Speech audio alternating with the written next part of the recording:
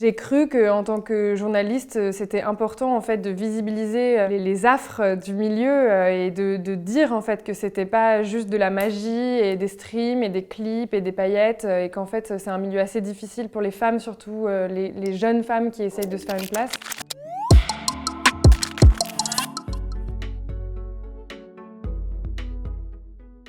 Je m'appelle Lola Levent, j'ai 26 ans, je suis journaliste freelance, je suis manager d'artistes, je suis poète et j'ai fondé un projet un peu hybride qui s'appelle Diva en 2020. Diva à l'origine c'était vraiment un projet de sensibilisation aux violences sexistes et sexuelles dans l'industrie de la musique.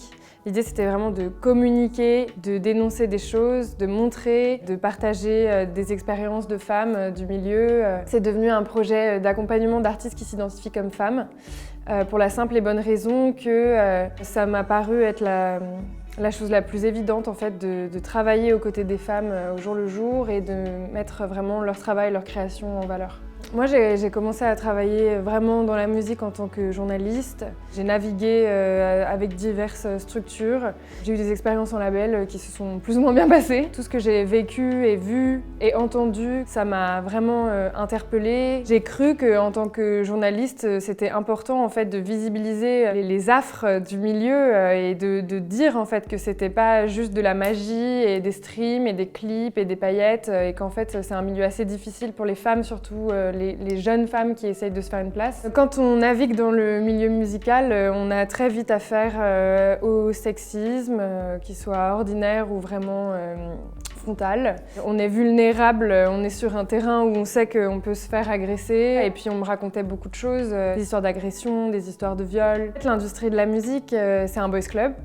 Et qui dit boys club dit système, beaucoup les hommes blancs qui sont là depuis longtemps et qui verrouillent vachement tout ce qui se passe en interne. Et c'est ce qui fait que en fait, les hommes qui sont de potentiels harceleurs, de potentiels agresseurs sont très difficiles à faire se remettre en question. En tout cas, voilà, ce système de boys club, il permet aux hommes de se protéger parce que avec un zeste de complicité et un zeste de je veux garder mon poste de pouvoir, en fait, ils deviennent inatteignables. La meilleure chose à faire, j'ai l'impression en tout cas, mais c'est vraiment mon expérience, c'est justement de répondre par la sororité, de créer du relationnel entre les femmes. Et il y a des spécificités, moi je trouve, au milieu de la musique. Il y a l'idée que c'est un milieu festif, de nuit, où il y a un usage de l'alcool, de la drogue, la fatigue aussi. Rien de tout ça n'est une excuse, mais en tout cas c'est un milieu qui est assez nocif et pas très sain.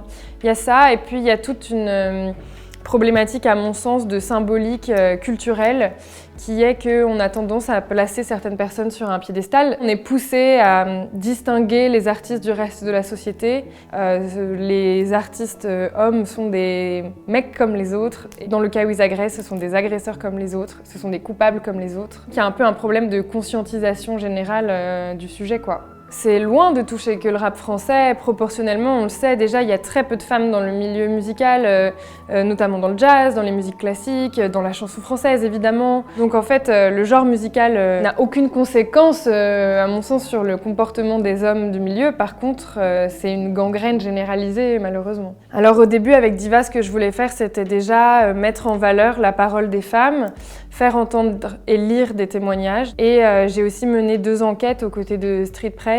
Faut prendre le sujet dans tous les sens, quoi. Je pense que la plus grande évolution pour moi depuis que j'ai créé Diva, c'est vraiment de m'être entourée de beaucoup de femmes avec qui j'ai envie de travailler, quoi.